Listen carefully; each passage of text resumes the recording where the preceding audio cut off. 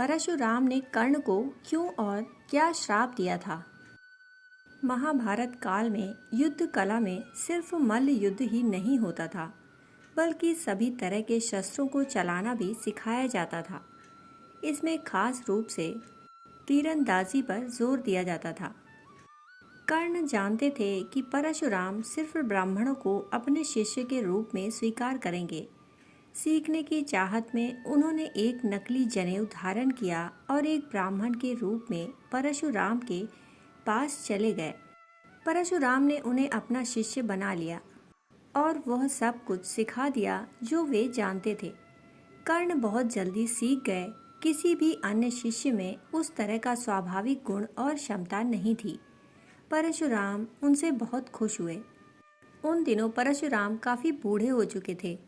एक दिन जंगल में अभ्यास करते समय परशुराम बहुत थक गए। उन्होंने कर्ण से कहा वे लेटना चाहते हैं।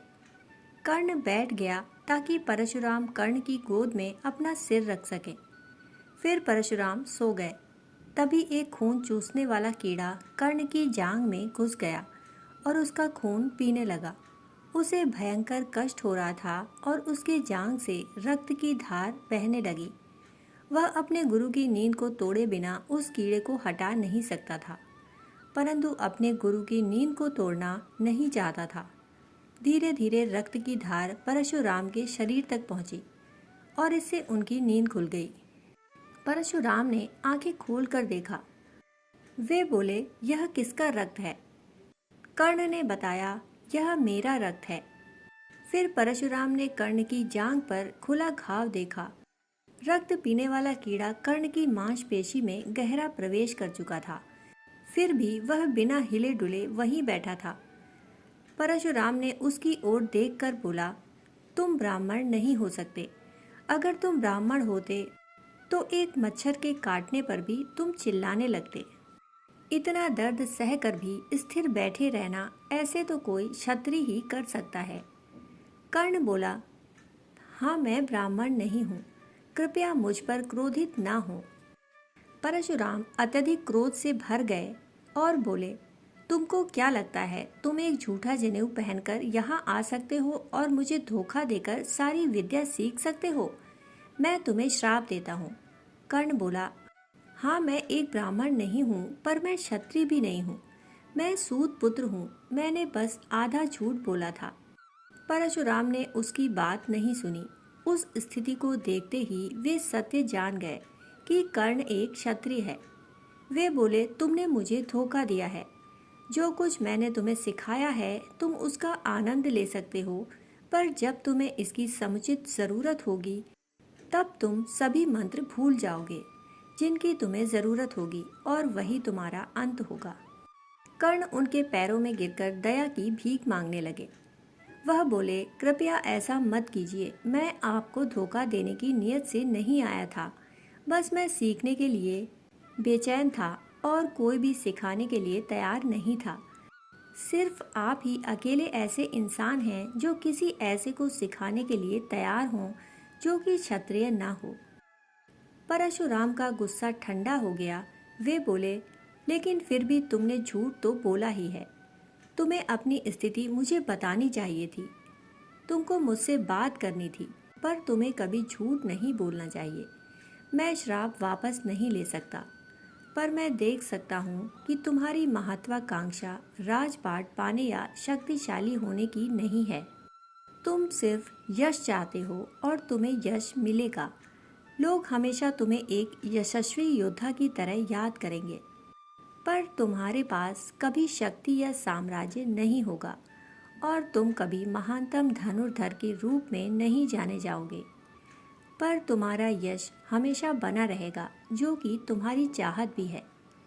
इस श्राप को लेकर कर्ण भटकता रहा। वह शिक्षा पाकर खुश तो था, खुद के सामर्थ्य को लेकर भी बहुत खुश था, पर वह इसे कहीं प्रदर्शित नहीं कर सकता था, क्योंकि सिर्फ क्षत्रिय ही युद्ध या प्रतियोगिता में भाग ले सकते थे।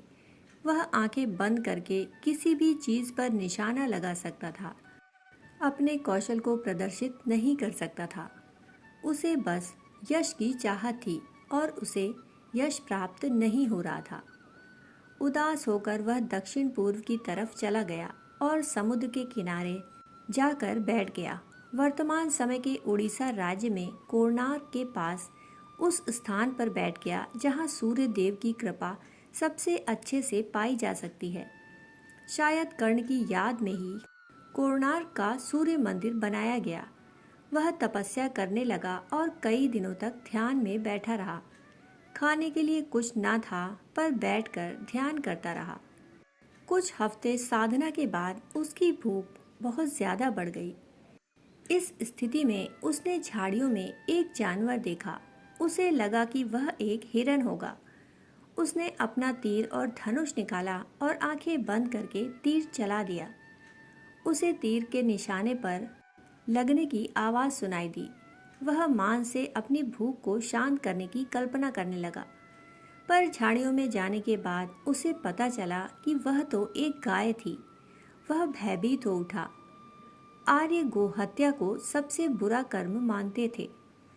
डरते हुए उसने गाय की ओर देखा और गाय ने उसकी ओर कोमल नेत्रों से देखा और फिर हमेशा के लिए अपनी आंखें बंद कर ली।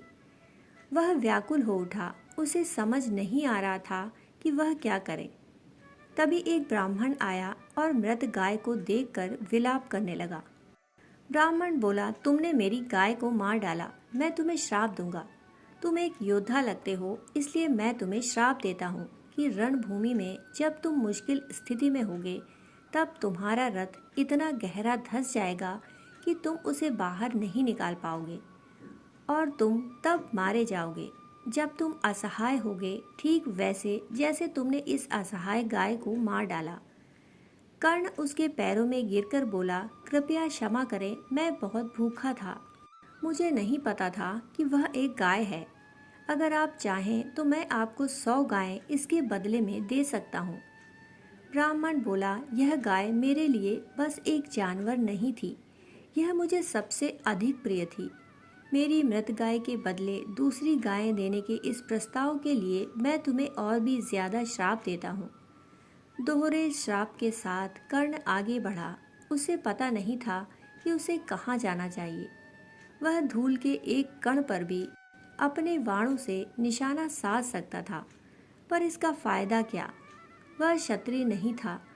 कोई भी उसे प्रतियोगिता में शामिल होने नहीं देता।